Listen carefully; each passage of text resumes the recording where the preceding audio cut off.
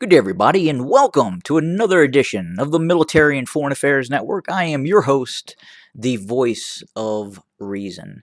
In today's continued coverage of the ongoing civil war taking place inside of the former state of Ethiopia, we're going to cover a multitude of subjects today. We're going to have a look at some battlefield updates. There has been a new intel that we have obtained in terms of ongoing fighting. We're also going to look at some of the issues pertaining to recent airstrikes. We're going to look at the continued fracturing within the body politic of the Prosperity Party, specifically within the Amhara region.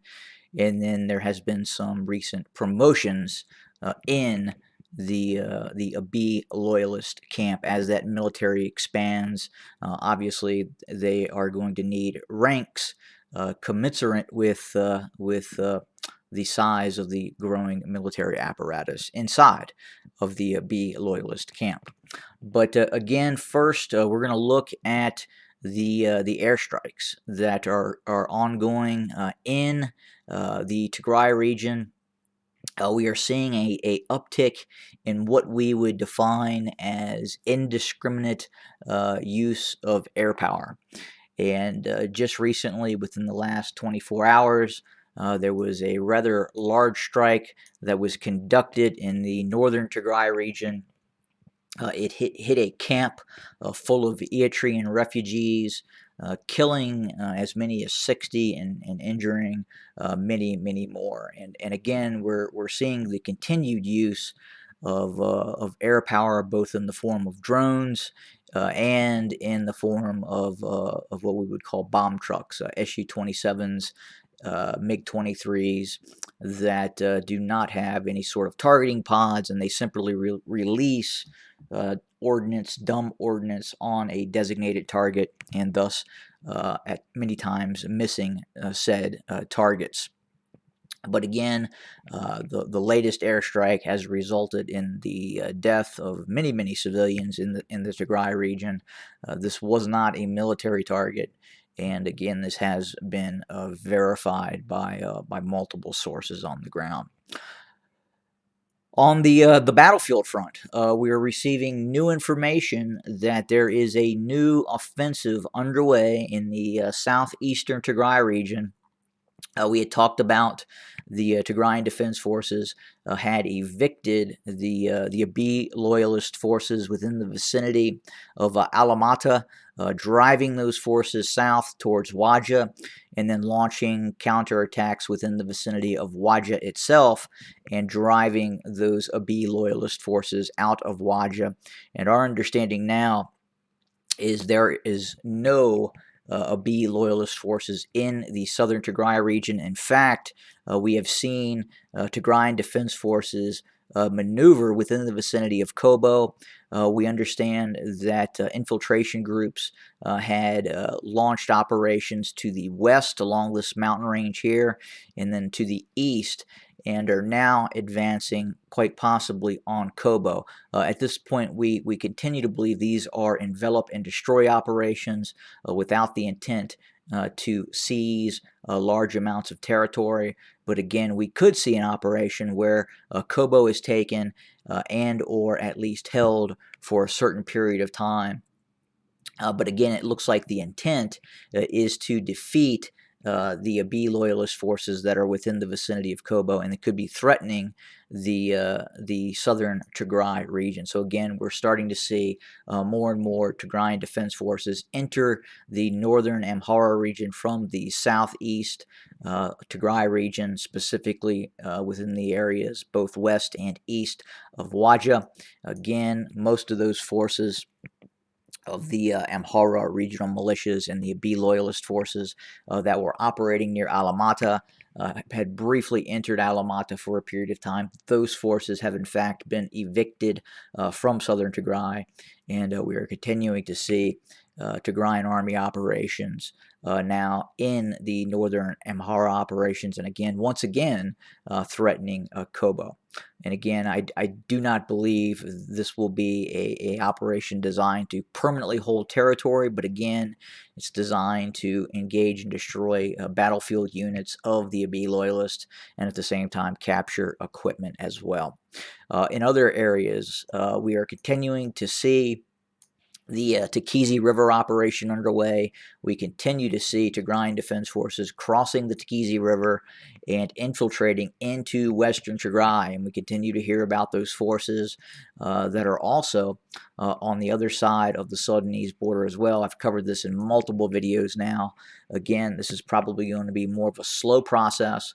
Where we continue to see the Tigrayan Defense Forces cross over the Tekizi River and put a stranglehold on the western Tigray area until they are able to evict the forces of the Amhara regional militias and the forces of the Eritrean army within the vicinity of western Tigray. It would seem also in other news that there is a great deal of unhappiness breaking out in certain parts of the Amhara region because of a release of prisoners. It would appear that Abiy Ahmed, the Prosperity Party, has released both Tigrayan and Oromo prisoners. Previously, these prisoners were running in opposition to Abiy Ahmed, and one of the key democratic processes of the Prosperity Party to prevent the opposition from possibly gaining a power base and winning an election is to throw those personnel in prison. And if those persons in prison then bend the knee to Abiy Ahmed and bend the knee to the Prosperity Party, well, all is forgiven and they are no longer an opposition threat and will no longer run against Abiy Ahmed in any sort of democratic processes. Thus, they can then be released from prison. It's pretty amazing democratic process to throw your political opposition candidate in prison where he cannot run against you. And then once he, in fact, bends the knee and will no longer threaten you politically, you can then release him from prison. How can you not lose that sort of in that sort of political environment? Hats off to Abiy Ahmed. He's one hell of a politician, and obviously he knows how to win in a fair and square and democratic process. But again, that is what is happening in terms of the political fracture that we're seeing on the ground. Obviously, that is not going over too well with some of the Amhara region. Again, they were against some of these releases of political prisoners and would like to see those political prisoners remain in prison. And again, we're starting to see some demonstrations within the scope of the Amhara region demonstrating against Abiy Ahmed. And I would imagine at some point Abiy Ahmed would probably attempt to throw those individuals who are demonstrating against him in prison as well.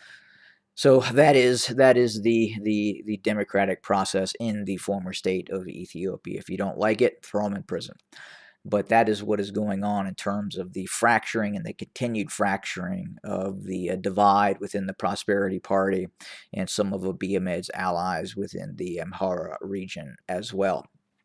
In other news, it would appear that as the Abiy loyalist forces continue to expand and grow as a army. The Ethiopian National Defense Forces, the Abiy loyalists, again, one in the same. It would appear that there has been some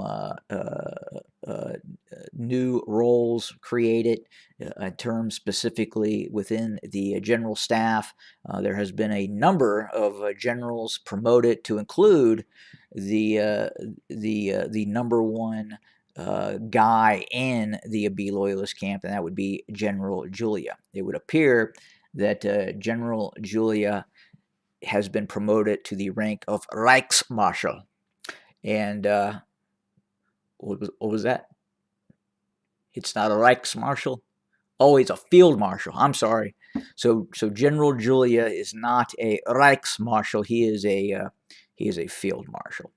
So my bad. I got that one wrong.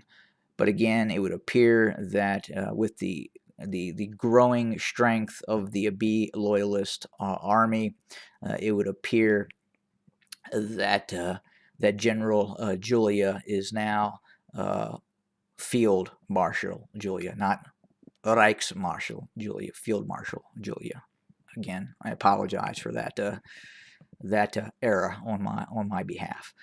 But again, that is kind of what you get when you have a growing military, and obviously you'll see a number of colonels become brigadier generals, and it just will continue. The military apparatus will continue to grow until quite possibly one of these generals, such as Field Marshal Julia, may becomes powerful enough to actually threaten the reign of Abiy Ahmed, and we could see some sort of a coup d'etat take place at some point.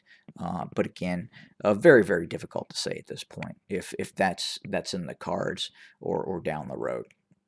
But that is the coverage that we have for today. Again, we're watching very closely what's going on west of the Takizi River. That operation continues, and we are continuing to watch this newer operation where we continue to see the Tigrayan Defense Forces are now re-threatening Kobo, and we could be looking at quite possibly the third Battle of Kobo. So originally we had the first engagement of Kobo where the Tigrayan forces seized Kobo. Then the Tigrayan forces left Kobo. Again, sporadic fighting in that engagement, but then they went back to the Tigray region, and now with the third, quite possible Battle of Kobo. We are continuing to monitor that situation and are watching it very, very closely. And again, for all intents and purposes, the Tigrayan Defense Forces have re-invaded the northern Amhara region again, probably on envelop and destroy missions with the intent of pressuring the Abiy loyalist camp, the Amhara regional militias, into withdrawing from the western Tigray area of operations. And again, seizing control of that border with Sudan is very, very important at this moment. But again, we'll have more to come very, very soon. Have a good day, everybody. Again, January 9th, 2022, Sunday, and have a pleasant Sunday as well. Good day.